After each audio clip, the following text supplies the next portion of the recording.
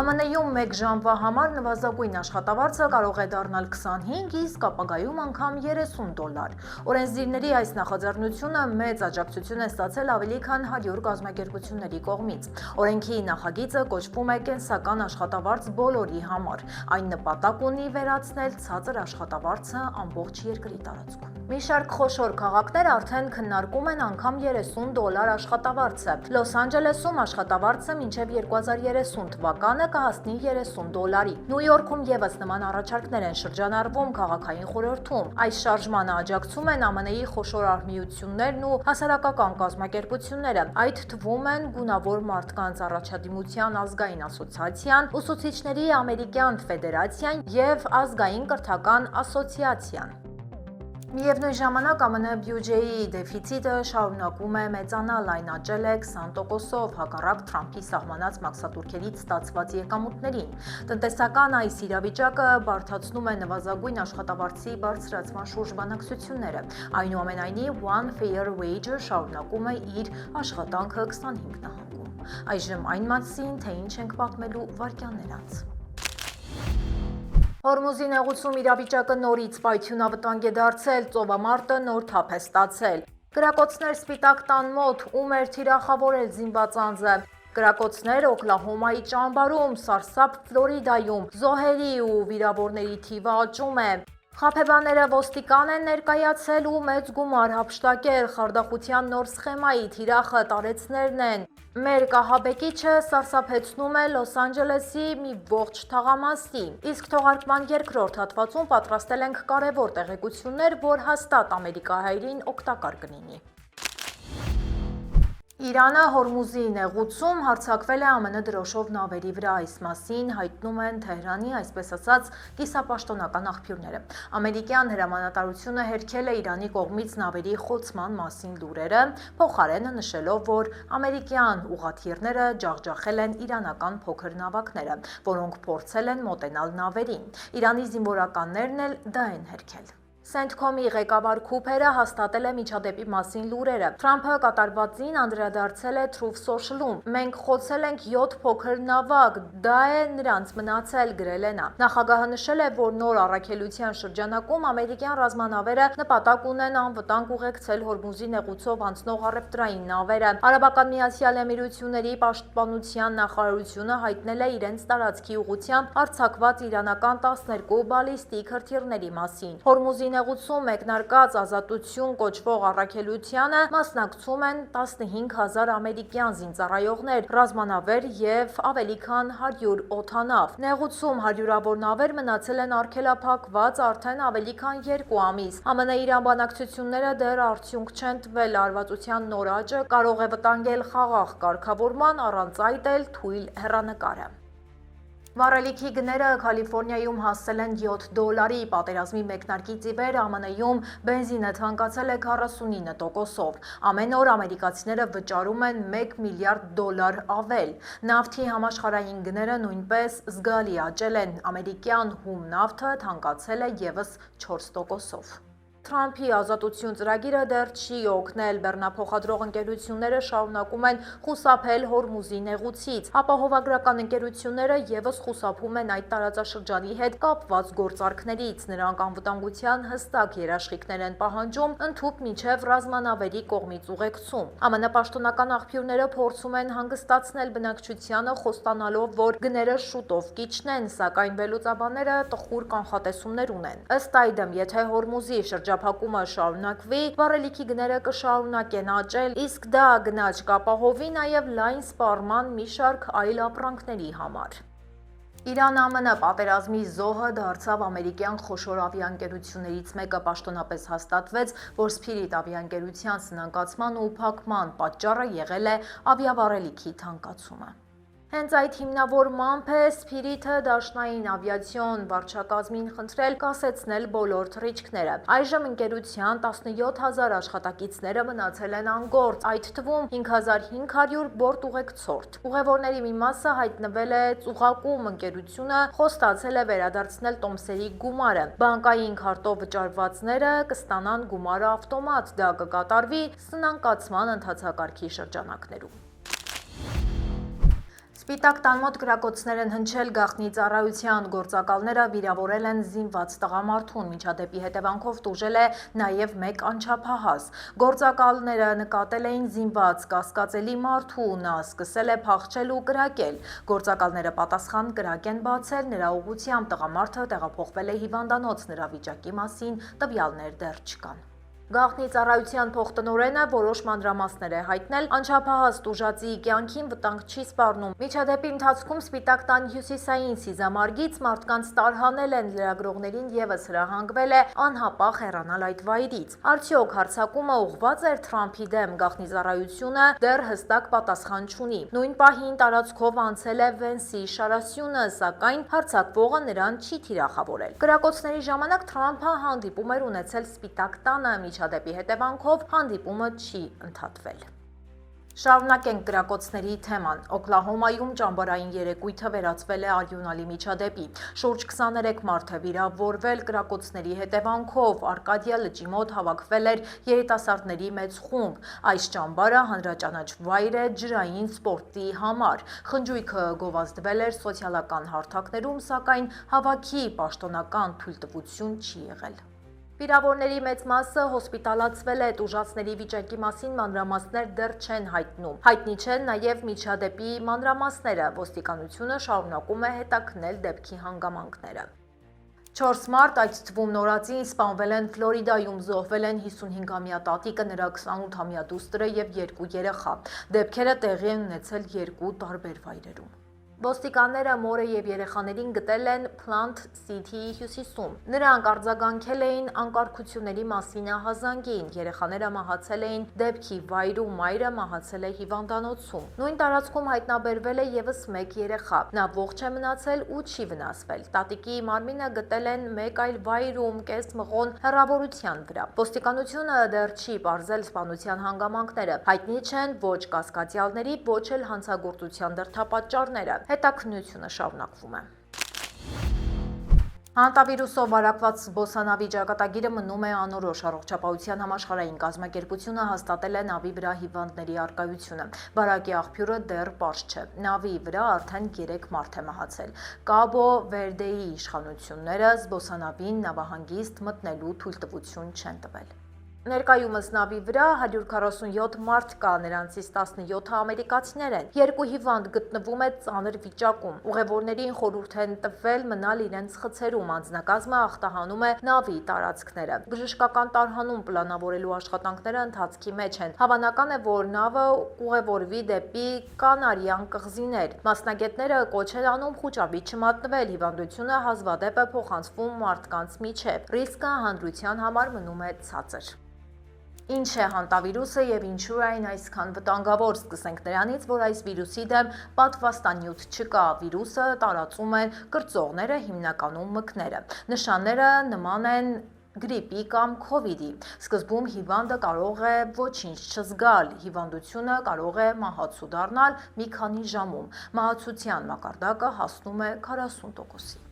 Վիրուսը նախ թոքերն է վնասում, դա առաջացնում է շնչառական լուրջ խնդիրներ։ Հիվանդները հաճախ ունենում են հեվոց, վերջին փուլում իջնում է արյան ճնշումը։ Հեղուկը լուծվում է թոքերի մեջ, դա հաճախ մահվան պատճառ է դառնում։ Հիվանդության ախտանիշները կարող են ի հայտ գալ շաբաթներ անց, երբ բուժման հույս արդեն գրեթե չի լինում։ Հիվանդությունը հաղթահարելու միակ ճանապարհը կանխարգելումն է, անհրաժեշտ է քայլեր ձեռնարկել դեպի բնակելի տարածքներ մկների շարժը բացառելու ուղղությամբ։ Կրծողների դեմ պայքարում էլ պետք է խիստ պահպանել անվտանգության կանոնները, մաքրման աշխատանքները կատարելու ընթացքում չվարակվելու համար։ Հղիության արհեստական ընդհատման դեղորայքը մնում է հասանելի։ Գերագույն դատարանը ժամանակավորապես կասեցրել է սահմանափակումը։ Միֆեպրիստոն դեղամիջոցը կարելի է ստանալ առանց այցի։ Այն հասանելի կլինի նաև փոստային առաքմամբ։ Արգելքը կասեցված է մինչև մայիսի 11-ը։ Բրիթնի Սփիրսը ընդունել է, որ ոչ սթափ վիճակում է մեքենա վարել, սա Կալիֆոռնիայի օրենքով մեքենա վարելու կանոնների խախտում է։ Դատարանը նրան դատապարտել է 1 տարվա փորձաշրջանի, աստղը ստացել է նաև 1 օրվա կալանք։ Սփիրսին պարտադրել են նաև հաճախել հոգեբանի և հոգեբույժի կուրսերի։ Երգչուհին ձերբակալվել էր մարտի 4-ին, դեպքը եղել էր Լոս Անջելեսում, իշխանությունները չեն հայտնել, թե ինչ նյութ է օգտագործել երգչուհին, այժմ նա բուժվում է մասնագիտացված կենտրոնում, դատարանը նախազգուշացրել է, որ առաջիկա 10 տարվա ընթացքում ցանկացած նոր խախտում կհամարվի երկրորդ դեպք և ավելի խիստ պատժի կարժանանա։ Այժմ եկեք տեղափոխվենք մեր Facebook-յան էջ, որտեղ ամեն օր հրապարակում ենք վերջին թարմ նորությունները։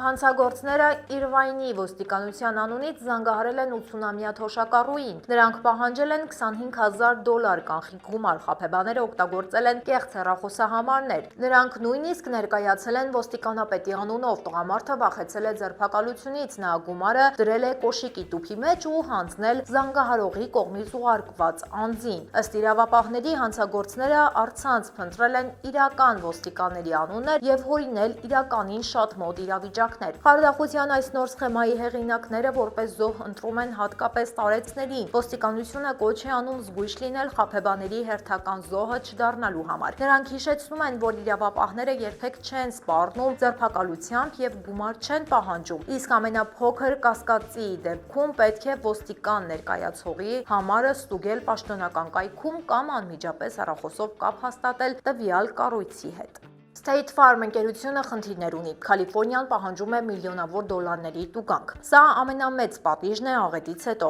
Խնդիրը վերաբերվում է հրդեհի վնասների փոխհատուցմանը։ Դեպքերը տեղի էին ունեցել Լոս Անջելեսում։ Քննիչները ստուգել են 220 հայց եւ գտել են օրենքի 398 խախտում։ Ընկերությունը ուշացրել է հետաքննությունը, նրանք չեն ընդունել կամ մերժել են հայցերը ժամանակին։ Նրանք նաեւ չեն վճարել ընդունված հայցերը կամ առաջարկել են չափազանց ցածր գումարներ։ Կալիֆոռնիայի պաշտոնյաները սկսել են իրավական գործընթաց։ Ընկերությունը պետք է պատասխան տա հրապարակային լսումներում։ Ընկերությունը պետք է շտկի իր սխալները։ Մերկ տղամարդը ահաբեկել է հարևաններին, նա ապրում է Garden Grove պողոտայի տներից մեկում։ Նա պարբերաբար մերկ վիճակում դուրս է գալիս հարևանների առաջ, իրավիճակը դարձել է անտանելի, քանի որ այն արդեն տարիներ է տևում։ Հարևանները օգնություն են խնդրել ոստիկանությունից, բնակիչները դիմել են նաև քաղաքային պաշտոնյաներին։ Բնակիչները վախենում են իրենց կյանքի համար։ Տղամարդը տանը հոսանք չունի, ջերմություն ստանալու համար նա կրակ է վառում։ Հարևանները վախենում են հրդեհից։ Ոստիկանները արդեն 200 անգամ այցելել են, բայց խնդիրը մնում է չլուծված։ Նա ծաղրում է ոստիկաններին ու հարևաններին, տղամարդը իրեն մեղավոր չի ճանաչել։ Թաղամասում մթնոլորտը շարունակում է մնալ լարված։ Օրվա կարևոր իրադարձություններից այսքանն էինք առանձնացրել։ Մայիսը ամերիկյան տոնացույցում յուրահատուկ տեղ ունի։ Այն յուրօրինակ մեկնարկ է ակտիվ ու միջոցառումներով հարուստ տարեշրջանի համար։ Թե ինչ է սպասվում այս ամսվա ընթացքում, ինչ տոներ ու փառատոններ, պատմելու է Մանու Հարությունյանը։ Առաջիկա րոպեների ընթացքում ստացած տեղեկությունը ձեզ համար օգտակար կլինի ամսվա ողջ ընթացքում։ Բարև ձեզ, գիտեք, որ ԱՄՆ-ում տարեկան անցկացվում է ավելի քան 800 խոշոր փառատոն, դրանց զգալի մասը կենտրոնացած է գարնան և ամռան ամիսներին։ Մայիսը համարվում է ակտիվ սեզոնի սկիզբ, միավորելով ինչպես դաշնային, այնպես էլ տեղական մշակութային միջոցառումները։ Այսօր պատմելու եմ հենց այն մասին, թե ինչ տոներ են սպասվում մայիսին և ինչպես են դրանք նշվում։ Ամերիկյան օրացույցում մայիսը սկսվում է ոչ պաշտոնական, բայց լայն տարածում ունեցող միջոցառումներով։ Քաղաքներում ակտիվանում են բացօթյա համերգները, շուկաները և համայնքային հավաքները։ Տարբեր նահանգներում տոները կրում են տեղական բնույթ, սակայն հաճախ գրավում են հազարավոր այցելուներ միջոցառումների անցկացման ավանդական վայրերը դարձնելով զբոսաշրջային կենտրոններ։ Մայիսի 5-ին նշվում է Cinco de Mayo տոնը։ Դա դաշնային տոն չէ, ԱՄՆ-ում այն մեծ տարածում ունի հատկապես մեքսիկական համայնքներում։ Տոնը նվիրված է 1862 թվականի Պուեբլայի ճակատամարտում Մեքսիկայի հաղթանակին։ Այն համարվում է մշակութային, ոչ թե պետական նշանակության։ Լոս Անջելեսում, Չիկագոյում և Հյուսթոնում անցկացվում են մեծ շքերթներ, երաժշտական ելույթներ և ազգային խոհանոցի փառատոներ։ Փողոցները լցվում են գունավոր տարազներով և լատինական երաժշտությամբ։ Այս միջոցառումները տարեկան գրավում են 100 հազարավոր մարդկանց, դարձնելով այն ամենամարդաշատ գարնանային տոներից մեկը։ Տոնի առթիվ ամենատարածված ողջույններից է Happy Cinco de Mayo-ն։ Դա օգտագործվում է ինչպես սոցիալական միջավայրում, այնպես էլ հանրային միջոցառումներում։ Մայիսի երկրորդ կիրակի ԱՄՆ-ում նշվում է Մայրերի օրը Mother's Day-ը։ Այն համապետական ճանաչում ունի, բայց դաշնային հանգստյան օր չէ։ Տոնը հաստատվել է 1914 թվականին եւ նվիրված է մայրերին ու ընտանիքին։ Ավանդաբար Ամերիկայում ամենաշատ ծաղիկներն ու բացիկները վաճառվում են տարվա հենց այս օրը։ Ընտանիքները հավաքվում են միասին, կազմակերպվում են ճաշեր, միջոցառումներ եւ շնորհավորանքներ։ Ռեստորանները աշխատում են գերծանրաբեռնված ռեժիմով։ Շատ քաղաքներում անցկացվում են բարեգործական միջոցառումներ եւ ընտանեկան փառատոներ։ Տոնը ունի մեկ կենտրոն, բայց համազգային մասշտաբով ամենամարդաշատ օրերից է։ Ամենատարածված շնորհավորանքն է Happy Mother's Day-ը։ Մայիսի առաջին շաբաթ օրը տեղի է ունենում Քենթաքիի դերբին, ԱՄՆ-ի ամենահայտնի ձիարշավը։ Այն անցկացվում է Քենթաքի նահանգի Լուիսվիլ քաղաքում եւ ունի լոկալ, բայց ազգային նշանակություն։ Միջոցառումը համարվում է սպորտային եւ սոցիալական խոշոր իրադարձություն համաամերիկյան մասշտաբով։ Մրցավազքի նախորդում են բազմօրյա տոնակատարություններ, համերգներ եւ շքերթներ։ Հանդիսատեսը կրում է ավանդական գլխարկներ եւ էլեգանտ հագուստ։ Տարեկան ավելի քան 150,000 մարդ է ներկա լինում մրցմանը, ինչը այն դարձնում է ԱՄՆ-ի ամենամարդաշատ սպորտային միջոցառումներից մեկը։ Մայիսի վերջերին սկսվում է Սպոլետո արվեստի փառատոնը։ Այն անցկացվում է Հարավային Կարոլինայի Չարլսթոն քաղաքում եւ համարվում է միջազգային մշակութային միջոցառում։ Չնայած իր լոկալ բնույթին, այս փառատոնն ունի գլոբալ նշանակություն արվեստի ոլորտում։ Փառատոնը ներառում է օպերա, թատրոն, պար եւ երաժշտություն։ Քաղաքը վերածվում է բացօթյա բեմի։ Մասնակցում են արվեստագետներ աշխարհի տարբեր երկրներից։ Միջոցառումը գրավում է տասնյակ հազարավոր այցելուների, դարձնելով այն ԱՄՆ-ի ամենակարևոր արվեստի փառատոններից մեկը։ Մայիսի վերջին երկուշաբթի օրը ԱՄՆ-ում նշվում է հիշատակի օր Memorial Day։ Սա դաշնային տոն է, նվիրված զինված ուժերում զոհվածներին։ Այն ունի համապետական նշանակություն եւ համարվում է նաեւ ամառային սեզոնի ոչ պաշտոնական սկիզբ։